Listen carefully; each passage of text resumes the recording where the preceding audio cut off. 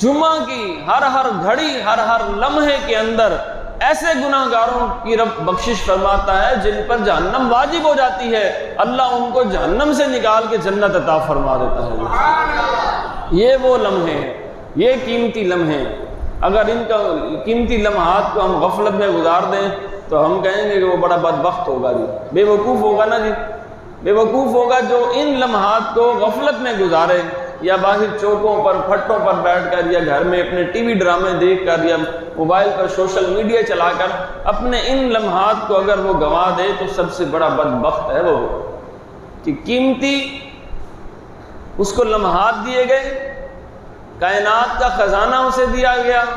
اور اس نے اپنے ہاتھوں سے اس خزانے کو گوا دیا، اس نے اپنے ہاتھوں سے اس خزانے کو ضائع کر دیا۔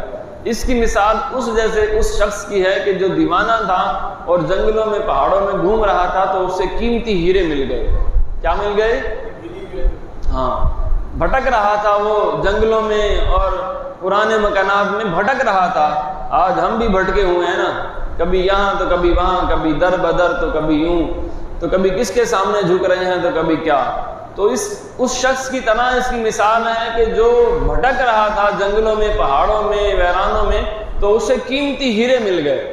اور قیمتی ہیرے اس نے اٹھا کر اپنی جھولی میں سمیٹ تو لیے، لیکن ان ہیروں سے کام نہیں لیا۔ اس نے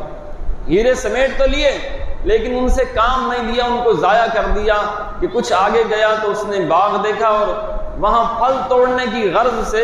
اس نے وہ قیمتی ہیرے استعمال کیے، اور پھل بھی ہاتھ نہ آیا اور قیمتی ہیرے بھی گوا بیٹھا ہوا۔ پھل بھی ہاتھ کوئی نہ آیا اور قیمتی ہیرے بھی گوا بیٹھا وہ۔ اندر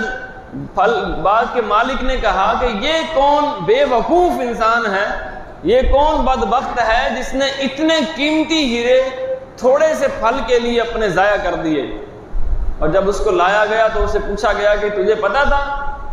کہ یہ تو نے جو پھینکے ہیں پھل توڑنے کی غرض سے، تجھے پتا ہے یہ پتھر کیا ہے؟ تو اس بے وقوف نے کہا کہ مجھے تو نہیں پتا کہ رمضان کیا ہے، میں تو سمجھا رہا ہوں آپ کو، مجھے تو نہیں پتا کہ یار رمضان کے اندر رحمت بھی تھی،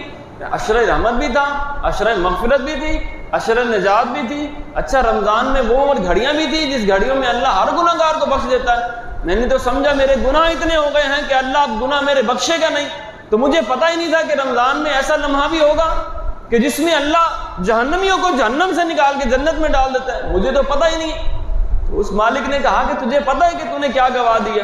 اس نے کہا جی مجھے تو نہیں پتا، تو میں نے تو تھوڑے سے لالچ کی وجہ سے کہ میں تھوڑی سی روزی کما لوں، زیادہ میں نے روزے نہیں رکھے، ریڑھی لگا لوں میں نے روزے نہیں رکھے، میں دکان پر کام کر لوں میں نے روزے نہیں رکھے، میں نے نماز تراویح چھوڑی، میں نے نوافل چھوڑے، سنت چھوڑی، فرض چھوڑ دیے کہ توڑو دنیا کا مال اکٹھا کروں۔ تو اس بے وقوف نے کہا میں نے تو پھل توڑنے کی غرض سے یہ پتھر استعمال کیے۔ اس باغ کے مالی نے کہا کہ تجھے پتہ نہیں ہے کہ تو نے کیا گوا دیا، تجھے پتہ نہیں ہے کہ تو نے کیا گوا دیا، تو نے تھوڑے سے پھل، تھوڑے سے مال کمانے کی غرض سے تو نے ہزاروں کروڑوں کے ہیرے گوا دیے، تو نے تھوڑے سے دنیاوی مال کے لیے، وہ تیرے نامہ اعمال میں کروڑوں نیکیاں لکھی جاتی کہ اگر تو آ کر نماز پڑھتا ہے یہاں پر۔ دنیا کے تھوڑے سے مال کے لیے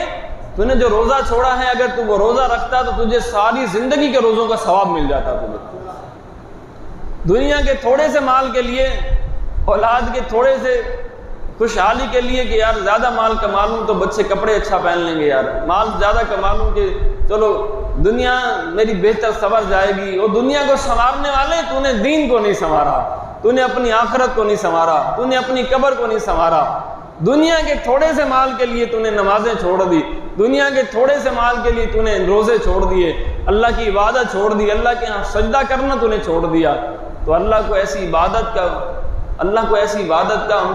سے کوئی فائدہ نہیں دیتا میرا رب۔ اس کو جو اس طرح مال کمایا جائے، جو سجدوں سے دور ہو کر مال کمایا جائے، اللہ کی عبادت سے دور ہو کر مال کمایا جائے، تو ایسے مال کی اللہ کو بھی ضرورت نہیں ہے اور بندے کو بھی اس کا فائدہ نہیں ہوتا۔